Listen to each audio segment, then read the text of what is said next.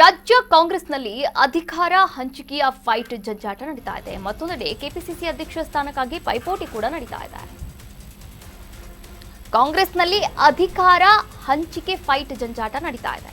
ಮತ್ತೊಂದೆಡೆ ಕೆಪಿಸಿಸಿ ಅಧ್ಯಕ್ಷ ಸ್ಥಾನಕ್ಕಾಗಿ ಪೈಪೋಟಿ ಕೂಡ ನಡೀತಾ ಇದೆ. ಶೀಘ್ರದಲ್ಲೇ ಕೆಪಿಸಿಸಿಗೆ ನೂತನ ಸಾರಥಿ ಆಯ್ಕೆಯಾಗ್ತಾರಾ? ಅಧಿಕಾರ ಹಂಚಿಕೆಯ ನಡುವೆ ಬದಲಾವಣೆಯ ಕೂಗು ಕೂಡ ಕೇಳಿಬಂದಿರುವಂಥದ್ದು.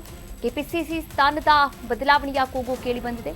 ಕೆಪಿಸಿಸಿ ಅಧ್ಯಕ್ಷ ಸ್ಥಾನದ ಮೇಲೆ ಈಗಾಗಲೇ ಬೆಳಗಾವಿಯ ಸಾಹುಕಾರ ಸತೀಶ್ ಜಾರಕಿಹೊಳಿ ಅವರ ಕಣ್ಣು ಕೂಡ ಬಿದ್ದಿರುವಂಥದ್ದು. ತೆರೆಮರೆಯಲ್ಲಿಯೇ ಅಧ್ಯಕ್ಷ ಸ್ಥಾನಕ್ಕಾಗಿ ಕಸರತ್ತನ್ನ ಕೂಡ ನಡೆಸ್ತಾ ಇದ್ದಾರೆ. ಇದಕ್ಕಾಗಿ ದೆಹಲಿಗೂ ಕೂಡ ಹೋಗಿ ಬಂದ್ರು. ಹೈಕಮಾಂಡ್ ನಾಯಕರ ಜೊತೆ ಚರ್ಚೆಯೂ ಕೂಡ ಮಾಡಿದ್ದಾರೆ.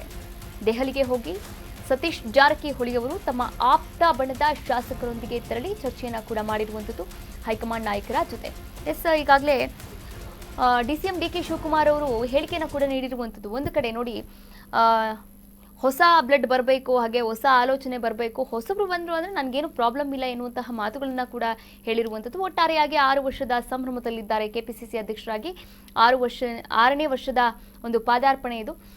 ಇದೇ ಸಂದರ್ಭದಲ್ಲಿ ಸತೀಶ್ ಜಾರಕಿಹೊಳಿ ಅವರು ಕೂಡ ಕೆಪಿಸಿಸಿ ಅಧ್ಯಕ್ಷ ಗಾದಿಗಾಗಿ ಕಣ್ಣಿಟ್ಟಿದ್ದಾರೆ ಎನ್ನುವಂತಹ ಮಾತುಗಳು ಕೂಡ ಕೇಳಿ ಬರ್ತಾ ಇರುವಂಥದ್ದು. ಸತೀಶ್ ಜಾರಕಿಹೊಳಿ ದೆಹಲಿಗೆ ಹೋಗಿ ಬರ್ತಾ ಇದ್ದಂತೆ ಡಿಸಿಎಂ ಡಿಕೆಶಿ ಮಾರ್ಮಿಕವಾಗಿ ಈ ಒಂದು ಮಾತನಾಡಿದ್ದಾರೆ. ಹೊಸಬ್ರು ಬರಬೇಕು, ಹೊಸತನ ತರಬೇಕು ಎನ್ನುವಂತಹ ಮಾತುಗಳನ್ನ ಕೂಡ ಹೇಳಿರುವಂಥದ್ದು. ಹಾಗಾದ್ರೆ ಹೊಸಬ್ರು ಬರ್ತಾರಾ? ಕೆಪಿಸಿಸಿಗೆ ನೂತನ ಸಾರಥಿ ಆಯ್ಕೆ ಆಗ್ತಾರಾ? ಅಧಿಕಾರ ಹಂಚಿಕೆಯ ನಡುವೆ ಈ ಒಂದು ಸುದ್ದಿ ಅಂದ್ರೆ ಗದ್ದುಗೆಯನ್ನ ಬಿಡ್ತಾರಾ? ಡಿಸಿಎಂ ಡಿಕೆಶಿ ಅಧ್ಯಕ್ಷ ಸ್ಥಾನವನ್ನ ಬಿಟ್ಕೊಡ್ತಾರಾ ಎನ್ನುವಂತಹ ಒಂದಷ್ಟು ಪ್ರಶ್ನೆಗಳು ಕೂಡ ಇರುವಂಥದ್ದು. ಅಧ್ಯಕ್ಷ ಸ್ಥಾನ ಬಿಡೋಕ್ಕೂ ಮುಂಚೆ ಕಂಡೀಷನ್ಸ್ ಏನಾದರೂ ಹಾಕ್ತಾರಾ?